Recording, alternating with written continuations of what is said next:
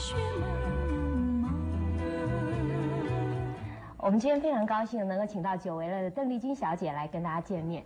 那邓小姐，你很久没有回来了啊，也没有在大众媒体上露面，大家都非常关心你，能不能告诉我们你的近况怎么样？好，首先谢谢大家对我的关心啊，最近这3年的时间，我在欧洲比较多一点，我想学欧洲的一个语言，学法文，所以我就住在巴黎比较多，但是剩下的1年有几个月呢，我就譬如说回来过年啊，还有去日本，还有香港啊，做一些录音的工作啊，这样。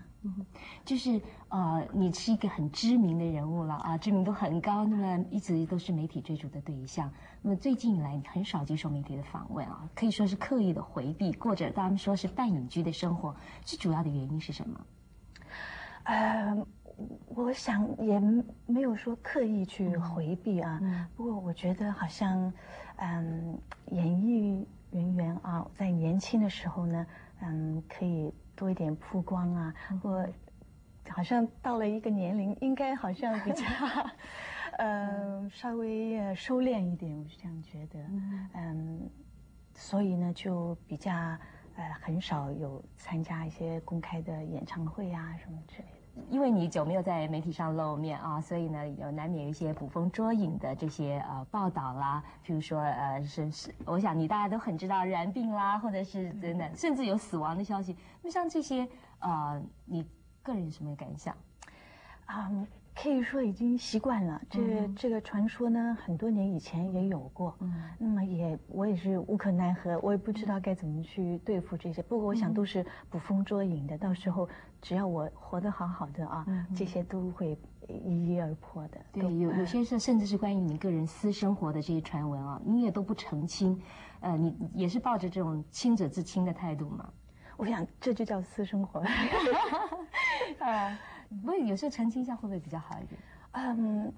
澄清我不晓得该从哪儿起手，因为好像我都不知道是怎么会发生的，我也是看报纸才知道的。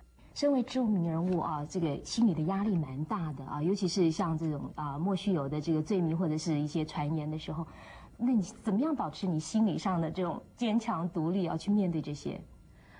我想就是尽量放轻松一点，不要那么好胜了，也不要去好像一定要去跟人家争什么了，就是尽量把它看淡一点，看化了。你怎么说？那是你的自由，也不关我的事，只要我不去伤害别人就好了。这样，你会不会把它也当做一种，就说成名所必须付出的代价？我想，大概是这样吧，大概是这样。不过这些一点都不会困扰我。我觉得最困扰我的时候就是我不化妆在街上被人家认出来的时候。那时候你的心里会有怎么样的感受？我现在有个洞，我可以钻进去。不会啊，我觉得你没化妆也看起来非常的清秀。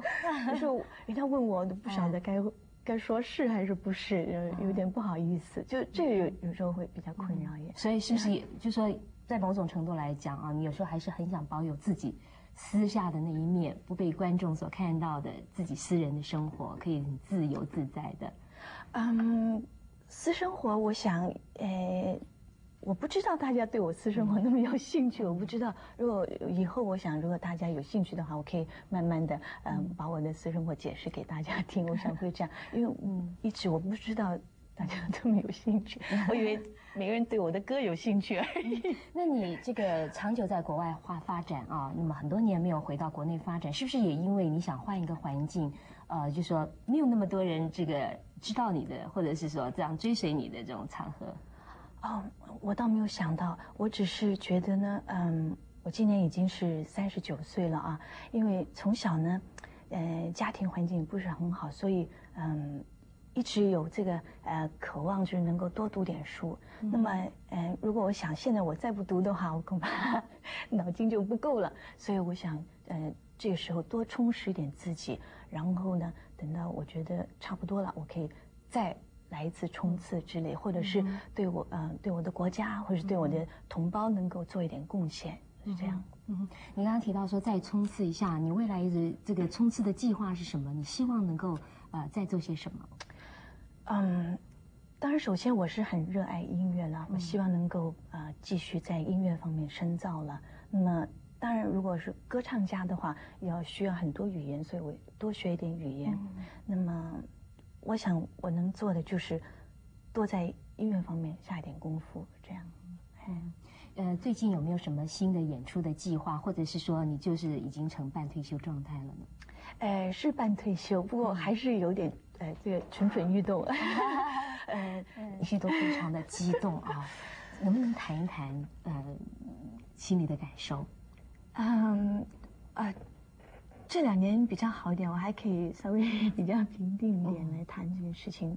前2年的时候，我每一次一谈到我就眼泪就不停的，因为当时我在香港，我很支持，因为我觉得我的歌声受到他们的欢迎啊，那我当然去支持，尤其是在香港64以前有个演唱会，那我觉得很大胆的演唱了一首《家在山的那一边》了。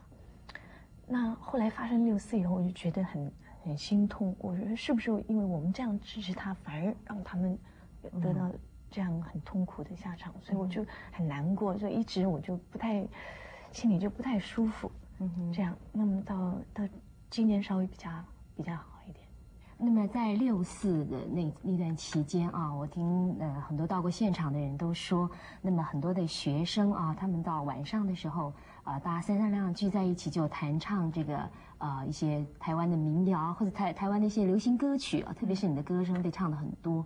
那么很多人认为说，这个事实上呢，这些流行歌曲啊，或者这些软文化，不知不觉的在替这个大陆要求民主、要求自由啊，铺下了一条道路。那你自己的想法是怎么样？我觉得这是代表我们这一代的年轻人的勇气。我觉得应该是时候了，我们都已经等了这么多年了，也应该有一点反应的。我觉得这是真正的人性。那你就是今年打算在64的时候在法国举办一个这个慈善的演唱会，主要的用意呢，能不能谈一谈？主要的我是想有一个机会让世界各地的民运的同事们呢有一个机会呢，大家聚在一起，大家可以谈一谈将来怎么个方向，怎么个计划，在民主方面更加的努力，这样。那你可不可能把你的在国外的事业的重心在什么时候再移回国内？因为国内的同胞其实还是蛮想念你的。我也很想念国内，尤其是在国外遇到一些不开心或者有挫折的时候呢，我心里就想，那我就回台湾，因为家人都在，而且台湾呢是我生长的地方，我很热爱台湾的一些，譬如说文化啦，还有台湾的水果是最好的，去到任何一个地方呢，都比不上台湾。我想是这一点，我并不是说逃避有什么，只是我去多是充实一下自己，趁着年轻多充实，然后呢，我才有这个能力呢，来就是报国替国家做一点事情。其实你这么多年来做了很多的事情常常的劳军啦，或者是譬如说像你的歌声打动了大陆同胞啦，就等于是对我们来讲是一个很成功的一个事情。那么你有没有考虑到就说是不是将来能够到大陆去演唱给大陆同胞听？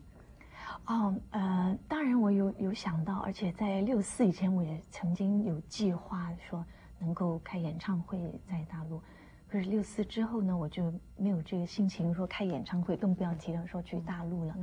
但我当然希望有一天，就是尽快的将来，能够不只是我一个人回大陆，我希望邀请台湾的所有的同胞，那么更好是跟我们政府一块回去大陆了，开演唱会这样。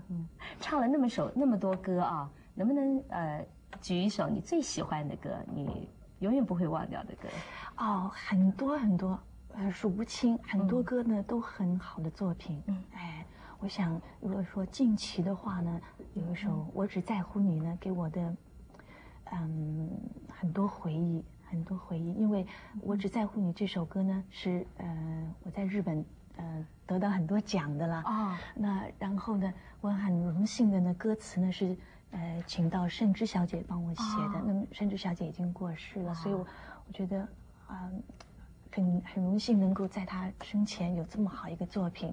那我永远永远都会珍惜这首歌。我只在乎你。对，你能不能给我们唱一小段？好，卡拉 OK 有没有？先唱一两句。任时光匆匆流去，我只在乎你，心甘情愿感染你的气息。人生几何能够得到知己，失去生命的力量也不可惜。所以我求求你，别让我离开你，除了你，我不能感到一丝丝情意。谢谢，唱得太好了，谢谢，灌注了很多很多的感情啊！就是你唱歌的时候，是不是随时都是有这么多的丰富的情感灌注在其中？因为我选的一些歌都是我很热爱的歌，如果我不喜欢的话，我是不会选来唱的，所以把我的所有的感情都投入里面。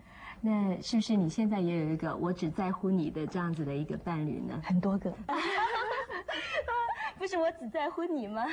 你们这样子啊，大家也很关心你的终身大事了，有没有什么样特别的计划？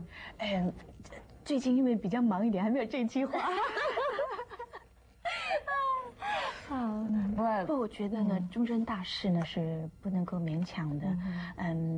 只要两个人呢，过得开心呢，别的都不是很重要的。我觉得，而且，对不起啊，我也许会影响一些年轻人的思想。无论怎么样啊，你永远是大家心目里面的邓丽君，那么永远是我们国宝级的一个歌星。我想大家都是非常祝福你的。谢谢，希望你今年能够有很丰硕的成果，丰硕的收获。谢谢，谢谢。今天我把怀念送给你，谢谢你把温暖送给我，我有了你在前哨保护我。邓丽君从6岁出道到今年39岁，已经唱了